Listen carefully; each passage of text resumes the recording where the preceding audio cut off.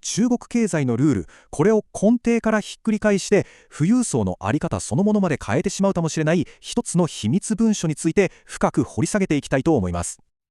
じゃあ早速核心に迫っていきましょうか。今回の情報源が投げかけている中心的な問いはまさにこれです。中国の富裕層、特にビジネスで成功した起業家たちに大規模な資産の大清算っていうのは本当にやってくるんでしょうか。まずはこの話の全ての始まりですね。憶測の中心にあるその文書自体から見ていきましょう。一体どんなものなんでしょうか。情報源によるとですね、7月の28日に34号文書と呼ばれるある機密文書が発行されたと。表向きは役員の給料のルールを変えるという話なんですが、情報源はこれが全ての始まりなんだと主張しているわけです。で、これがまた非常に興味深いんですが、この文書、なんと8つもの超強力な政府機関が共同で発行したとされているんですね。金融からサイバーセキュリティ、経済計画、税務まで、もう国の根幹を担う組織がずらりと並んでいる。これって単なる経済政策じゃないぞーと、国家レベルでのものすごく高いレベルの調整と強い意志があったことの表れなんじゃないかというのがこの情報源の見立てです。じゃあそんな異例の体制で出されたとされる文書に具体的にどんなことが書かれていると情報源は主張しているんでしょうか。まず情報源が強調するのがこの文書の機密レベルです。機密、つまり国家機密として扱われていると。これってただごとじゃないですよね。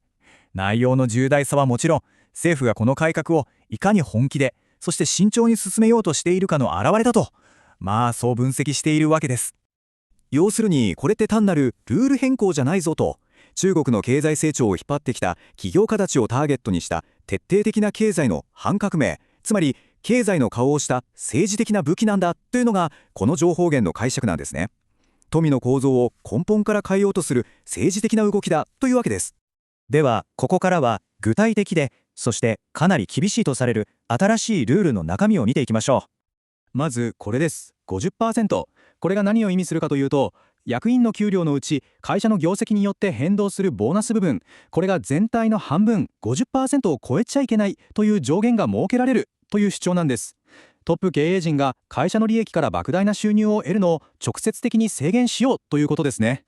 で、このルールのインパクトを象徴するのがこれです。報酬を業績にここまで厳しく結びつけるとどうなるか。もし会社が赤字になったら給料が事実上ゼロ、あるいは象徴的に1、5円だけなんてことも本当にあり得るということなんです。さらにこんなルールもあるとされています。ボーナスをもらってもすぐには全額もらえない。最低でも3年かけて分割で支払われると。でもただ支払いが遅れるだけじゃないんです。その3年の間も会社の業績が悪くなったりしたら、もらえるはずだったボーナスが減らされたり、最悪の場合ゼロになるなんてリスクが常につきまとうというんです。でも情報源が最も過激でこれまでの常識を覆すと指摘しているのが次です。すでに支払われた給料を会社が返せと取り戻す、いわゆるクローバックという仕組みです。つまりですね、最大のポイントは会社を辞めた後でも退職してから何年も経っていたとしても関係ないということなんです。昔の判断が原因で会社が損害を出したら過去の給料を遡って返さないといけないと、まさに逃げ切りは許さないという強いメッセージですよね。この部分が中国で今一体何が起ころうとしているのかを理解する上で極めて重要だと、この情報源は言ってるわけです。このスライドを見るとその変化が一目瞭然ですよね。今まではもらったら自分のものだったお給料が、これからはいつ取り返されるかはわからない、言ってみれば仮払いみたいな状態に変わってしまうかもしれない。個人の資産形成の安定性が根っこからうっかりされる可能性がある、そういう話なんです。じゃあ結局これら全てが何を意味するのか、情報源が描く王生産の全体像、これを見ていきましょう。情報源はですね、ご丁寧にタイムラインまで示してるんです。2026年1月1日という具体的な日付を挙げることで、彼らが言うところの資本に対する借り、そのタイムリミットが粛一刻と迫っているかのような、そんな緊迫感を生み出しているわけです。要するにですね、この情報源が言いたいのは、これはもう単なる給料の話じゃないと。これはこの数十年で巨大な富を築き上げてきた民間の起業家たちから富を再分配させて、経済に対する国家のコントロールを決定的なものにするための壮大な政治キャンペーンの始まりなんだということなんです。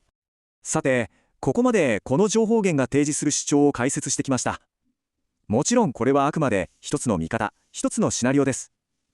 でも、もしもしですよ、これが本当だとしたら、